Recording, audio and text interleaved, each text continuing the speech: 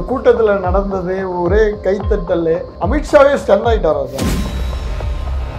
வேற அண்ணாமலை அவர் பேசாமலே அவர் தான் தமிழக பாஜகவின் முகம்னு காட்டிட்டு போயிட்டார். எனக்கு நீங்க தலைவர் பதவி கொடுக்கல, பாருங்க என் பவர்னு அமித்ஷாட்ட அவர் சொல்லல. அப்படி செட்டிங் பண்றாருன்னா அவர் அப்போ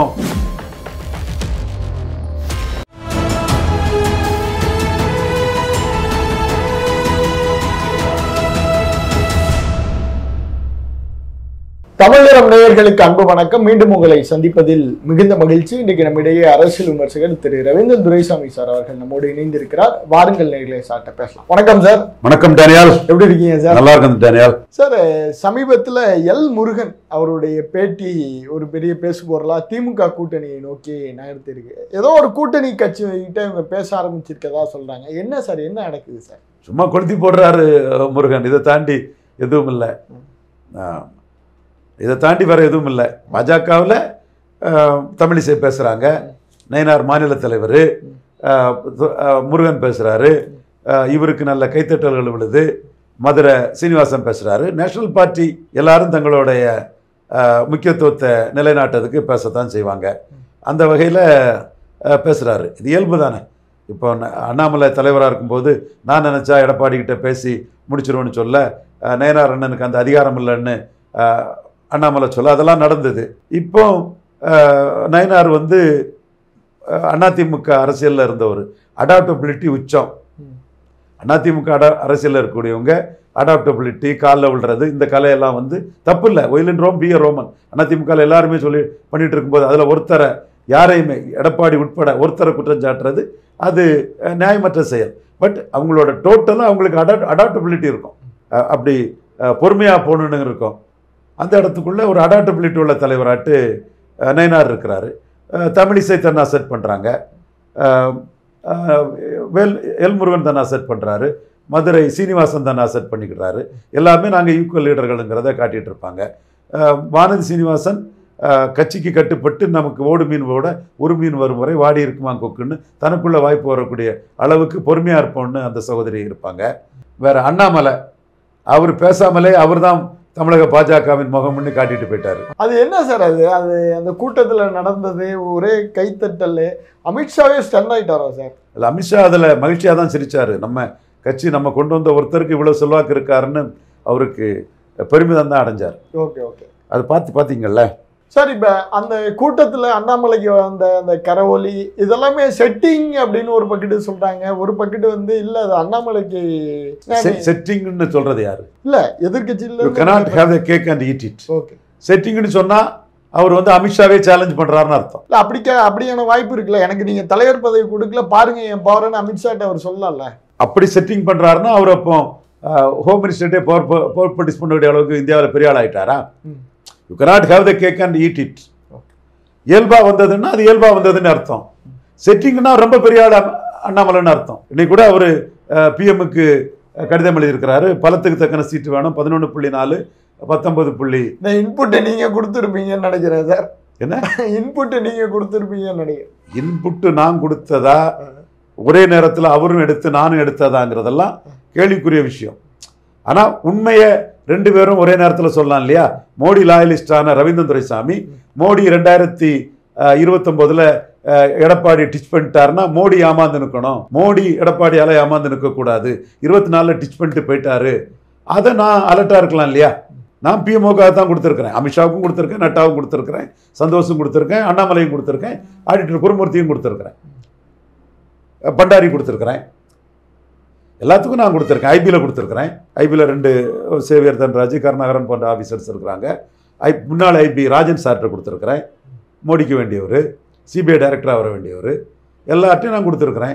இன்னொரு ஐஏஎஸ் ஆஃபீஸர் டெல்லியில் உள்ள ஒரு மோடிக்கு வேண்டியவர்கிட்ட கொடுத்துருக்குறேன். ஸோ பிஎம்ஓவில் மோடி பார்த்துட்டாரு என் லெட்டரை. அவங்ககிட்ட சொல்கிறாங்க, உங்கள் லெட்டரை உடனே வச்சுருவோம் சார். அப்போ இப்படி ஒரு விசுவாசி இந்தியாவிலே நமக்கு இருக்கிறாருன்னு மோடி ஆச்சரியப்படுறதாட்டு நான் சொன்ன ஆளில் ஒருத்தர் என்கிட்டே சொன்னார். உண்மையிலே விசுவாசி தான். I need not cajole or flatter, psychopan anybody for power. தாலிங் Nadar தொண்டை யாரையும் எதிர்க்கும், கஜோல் பண்ணதுக்கும் பிளாட்டர் பண்ணதுக்கும் சைக்கோபண்டா பேசுறதுக்கும் பதவிக்காக எனக்கு தேவையில்லைன்னு நினைக்கக்கூடியவன். மோடிக்கு இதுவும் தெரியும். ஸோ நம்ம கருத்து மோடிக்கு எட்டுது. அண்ணாமலையும் முன்னாள் தலைவரும் அந்த கருத்தை தினமலரில் செய்தி வந்திருக்கு. சொல்லும்போது இதில் உள்ள உண்மைத்தன்மை மேலும் உறுதிப்படுது. ஸோ எடப்பாடி பழனிசாமி இதுல இருந்து தப்ப முடியாது. 4 பேர் கொஞ்சம் சீட்டு வாங்கிக்கிட்டு எடப்பாடிக்கு கைக்கூலியா போறதுக்கு இங்க நிற்பானுங்க. அந்த இடத்த அதை அடிச்சிருது இல்ல. நீ பாஜக சென்றிக்கா, பாஜக நலன் அக்கறை உள்ளவன்னா பலத்தின் அடிப்படையில் சீட்டு வேணுங்கிறது வேணும் இல்லை. ஏற்கனவே 12 சீட்டு மக்களவையில் கேட்டு 6 சீட்டு தான் தருவோன்னு எடப்பாடி சொல்லி தான் சீட்டு கூட்டணி முறிஞ்சுது. 5% சீட்டு பாஜக கொடுக்கலான்னு ஓபிஎஸ் அவர்கள் சொல்லியும் 2% தான் தர முடியும்னு சொல்லி எடப்பாடி சேலத்துக்கு போனனால தான் நகர்ப்புற உள்ளாட்சியில் முறிஞ்சுது. 5% ஓட்டை எடுத்து காட்டிட்டாரு. நீங்க 2024 உடைச்சிட்டு போனதுல உங்களை அண்ணாமலை 2வது இடத்துக்கு விளவங்கோட்டில் உங்களை 4வது இடத்துக்கு தள்ளி இருக்காப்புல. அண்ணாமலைக்கு சாதனை தானே. நயினார் நாகேந்திரனுக்கு தெரியுமே, எம்ஜிஆருக்கு அடுத்து அண்ணாமலைன்னு சொன்னார்னா இந்த சாதனையை தான் நயினார் நாகேந்திரன் ஒத்துக்கிட்டாரு. தம்பிவா தலைமை ஏற்கவான்னு தமிழிசை அம்மையார் சொன்னாருன்னா இது தென்சென்னையில் 3வது அதிமுக போறதுக்கு அண்ணாமலைக்கு செல்வாக்கு இருக்குன்னு தமிழிசை சவுந்தரராஜன் அம்மையார் ஒத்துக்கிட்டாங்க. டெபாசிட் எடப்பாடி கட்சி இழக்கிறது காரணம்னா நெல்லையில மரவர் ஓட்ட எடப்பாடி காலி ஆயிடுவாரு, தினகரன் பன்னீர் பின்னாடி தான் கட்சி வரும்னு மக்கள் மத்தியில் ஒரு ஆஸ்பிரேஷனை மரவருக்கும் கலருக்கும் கொடுத்து அந்த ஓட்டை கொண்டு வந்தது அண்ணாமலைன்னு ஒத்துக்கிட்டு தானே நயினார் நாகேந்திரன் எம்ஜிஆருக்கு அடுத்த மாசு அண்ணாமலைன்னு சொன்னாரு. அது ரிஃப்ளெக்ட் ஆயிருக்கு. ஏங்க நயினார் சொன்னதும் தமிழிசை சொன்னதும் ரிஃப்ளெக்ட் ஆயிருக்கு. ஏன் செட் பண்ணணும்? செட் பண்ணனா பவர் பாலிடிக்ஸ் பண்றாரு. அவர் வசுந்தரா ராஜ் மாதிரி, இவர் சவுகான் மாதிரி, அவர் கல்யாண் சிங் மாதிரி அப்படி அர்த்தம் வரும். நீங்க எப்படி போனாலும் அண்ணாமலை பெரிய ஆளு. அண்ணாமலை தாங்க தமிழ்நாடு பாஜக முகம். இதே அண்ணாமலையை நான் குறை சொல்றேன். ஈரோடு கொலைக்கில் நிற்காது, சீமான்ட்ட லீடர்ஷிப் விட்டுட்டு போயிட்டீங்க. இது மோடிக்கு தெரியும், அமித்ஷாவுக்கு தெரியும், நட்டாவுக்கு தெரியும், சந்தோஷம் தெரியும்னு இதையும் நான் சொல்லியிருக்கிறேன். புரியுதுங்களா? சின்ன டாம் டிக்கி குப்பன் சுப்பன்லாம் என் கூட ஒப்பிட்டு தர்றானுங்க. டேய், நான் யாரு, எங்க இருந்து வந்திருக்கேன், என் தரம் என்னன்னு தெரியாம சல்லி பசங்க என்னை பற்றி பேசிட்டு தராங்க. டேய் சல்லி பசங்களா, அடுத்தவனை நத்தி பழைக்கக்கூடிய பசங்கள்லாம் என்னை பற்றி பேசக்கூடாது. நான் சொல்றேன்ல, பதவிக்காக எவனையும் ஜாலரா அடிக்கிறதுக்கோ புகழ்ந்து பேசுறதுக்கோ எதுவும் எனக்கு தேவையில்லாதவன். ஐயா தாழ்நீ நாடாருக்கு தொண்டேன். பிஎம்ஓவுக்கோ என் மனசுல எது சரியோ பட்டதை அப்படியே சொல்லக்கூடியவன். மோடி ஏமாந்துடக்கூடாங்கிறதா எனக்கு நோக்கம். அதான் சல்லி பசங்க இப்ப புரிஞ்சுக்குவானுங்க. கண்டிப்பா சார். சார் இப்ப திமுக இப்ப பாஜகவோட அந்த நமக்கு எதுவுமே நடக்க மாட்டுது அப்படிங்கிற அதோட வெளிப்பாடு தான் இந்த இது மாதிரிலாம் பேட்டியா சார்? திமுக கூட்டணி உடஞ்சிரும், ஒருத்தவங்க வருவாங்க, ஒருத்தவங்கள்ட்ட பேச்சுவார்த்தை நடத்திட்டு இருக்கோம். அது யார் சார்? மதிமுக தான் சொல்றாரோ? எங்க தமிழிசை பேசுறாங்க, நயினார் பேசுறாங்க, என் சகோதரன் எல்முருகன் ஏன் பேசக்கூடாது? நானே என் சகோதரன் எல்முருகன் கேபினெட் கிடைச்சா அது மடிகா, ஆந்திரா, கர்நாடகா எல்லாம் சேர்ந்து ஒரு சகோதரர் வரட்டு விலை போகாத RSS காரன் தானே சங்கரங்கோயிலில் கேண்டிடேட்டா நின்னாரு. அவரும் தான் ஒரு லீடரா பேசுறதுல என்னங்க தப்பு இருக்கு? பேசட்டுங்க அவரு. இல்ல இப்ப மதிமுக வருமா சார்? அப்படி ஒரு ஆப்ஷன் இருக்கா? வராது. திமுக கூட்டணி இன்டாக்டா தான் இருக்கும். ஓகே, வெற்றி பெறுவதோட அவங்க தொடருவாங்க. ஓகே. ஏன்னா அங்கிருந்து யாராவது வெளியேறினாங்கன்னா தண்ணியில இருந்து தரையில விழுந்த மீன் மாதிரி தான் சார். இப்போ விசிகாவும் ஒரு பக்கெட்டு சொல்றாங்க சார், விசிகாவுக்கும் அதிருப்தி இருக்கு அப்படிங்கிற மாதிரி சொல்றாங்க. விசிகான ஒரு கிளியரான பிளானோட தான் கிளியரா தான் சார். இப்போ ஒரு சிலர் சொல்ற இந்த திமுக கூட்டணி உடைப்பு அப்படிங்கிறது, ஏன்னா நீங்க கிரவுண்ட்ல நின்று ஒர்க் பண்ணுறவர், வெற்றி பெற்றவங்க அந்த கூட்டணியிலேருந்து பிரிய மாட்டாங்கன்னு சொல்ல, ஏன் சார் அது திரும்ப திரும்ப சொல்லிக்கிட்டே இருக்காங்க? நான் சொல்றது கரெக்ட், ரவீந்திரன் நாயா கரெக்டா சொல்றான்னு எனக்கு பேர் வரணுங்கிறதுக்காக சொல்லிட்டே இருக்கிறாங்க. Okay okay okay. அதற்கு பின்னாடி எந்த ஒரு பாலிடிக்ஸ் இல்லையா சார்? ஏன்னா இப்போ திமுக கூட்டணி உடையணும்னா அது உடையறதுக்கான வாய்ப்புகள் எதுவும் இருக்கா சார்? இல்லை, ஏன்னா டிசைடிங் ஃபேக்டர் அந்த அந்தஸ்தில் அங்கே யாரும் இல்லை. ஸ்டாலின் 25%, கம்யூனிஸ்ட் அரை, திருமாவளவன் 0.7, காங்கிரஸ் வாசம் போன பிறகு 4க்கும் கீழே வச்சு வசந்தகுமார் மட்டும்தான் டெபாசிட் எடுத்தார் கன்னியாகுமரியில். ஸோ இதில் யாருக்குமே எப்படி ஜெயித்தேன்னு தெரியாது.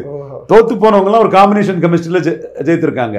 ஆர்கே நகரை சந்திச்சவங்க, ஆர்கே நகரை சந்திச்சு 3வது போனவங்க 53%. 2019 2021 45%. அப்புறம் கமலஹாசன் உள்ள வந்த பிறகு 47%. அப்போ 45% வாக்குகளை 3 எலெக்ஷனுக்கு அவங்க எடுத்துட்டாங்க. இன்னும் அவங்கள்ட்ட அப்ளிகேஷன் போட்டிருக்காங்க. பிரேமலதா அம்மையார் தேமுதிக அதிமுக ஆப்ஷன் காட்டி திமுகவில் லேண்ட் ஆக விரும்புறாங்க. எங்க தெளிவா தெரியுதுங்க. என்ன சொல்றீங்க? கடைசியா 2.6% வாக்கு எடுத்திருக்காங்க. கான்ட்ரிபியூஷன் அதிகம் இருக்குன்னு வேற அவங்க கிளைம் பண்றாங்க. அவங்க பேச்சு பேட்டிலெல்லாம் தெளிவாக தெரியுது. இப்போ நீங்கள் திமுகவுக்கு கடு எதிர்ப்புன்னு சிலவங்க எடப்பாடி பார்த்துட்டு வந்து சொல்லிட்டு இருக்கிறத வந்து ராமதாஸும் என்டால்ஸ் பண்ணல, தேமுதிகவும் என்டால்ஸ் பண்ணலையே. நான் தரவுகளோட பேசுகிறேன், நீ உன் விருப்பத்துக்கு பேசுவேன், நான் தரவு இல்லாமல் பேச மாட்டேன். அவங்க கடும் எதிர்ப்புலாம் ஒன்றும் பேசலையே. ஸ்டாலின் சில விஷயங்களை புகழத்தானே செய்கிறாங்க. பொன்முடியை கட்சி பதவியை விட்டு எடுத்ததுக்கே பாராட்டினாங்களே. 45% மேலே வாக்கெடுத்த அணி. இங்கே வேலை கட்சிகளும் வர்றதுக்கு வாய்ப்பு இருக்குது. ஸ்டாலின் கொடுக்குறது எம்பி போஸ்ட் எம்எல்ஏ போஸ்ட்டுன்னு இருக்குது.